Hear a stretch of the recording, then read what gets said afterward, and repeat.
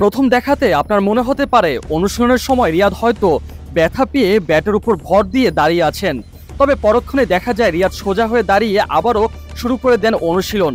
মূলত গেল ওয়ার্ল্ড কাপের কাঁধের চোট এখনও মাঝে মাঝে উকি দেয় মাহমুদুল্লাহর, তার উপর বয়সের ভার তো আছেই।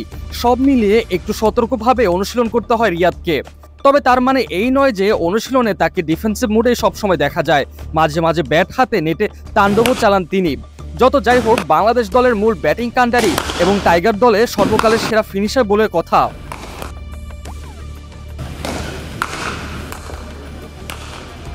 বাংলাদেশ দলের ব্যাটিং লাইন আপ নিয়ে হতাশ সবাই, তবে একটা ব্যক্তি ব্যাট হাতে হতাশ হবার সুযোগ দেননি এক বিন্দুও।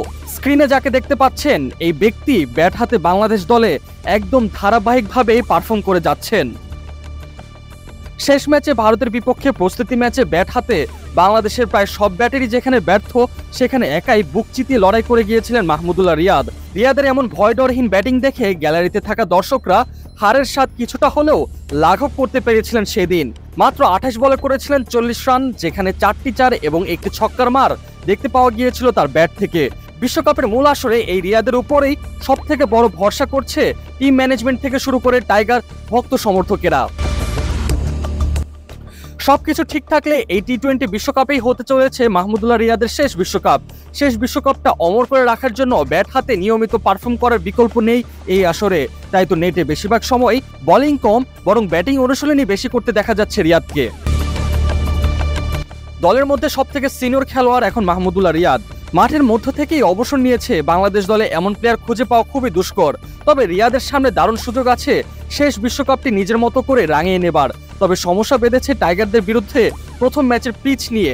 আগামী 8 জুন শ্রীলঙ্কার বিপক্ষে মাঠে নামতে চলেছে বাংলাদেশ।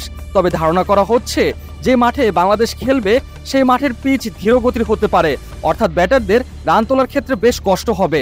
আর এমনটা হয়ে থাকলে একে তো আগে থেকে বাংলাদেশের টপ অর্ডারদের শনির দশা, তার উপর সেদিনও যদি টপ অর্ডারের ধস নামে, তখন মাহমুদুল্লাহ রিয়াদকে একাই সামলাতে হবে বাংলাদেশ দলের ব্যাটিং এর গুরু দায়িত্ব, যার ফলে নিজের মতো করে নাও খেলতে পারেন তিনি।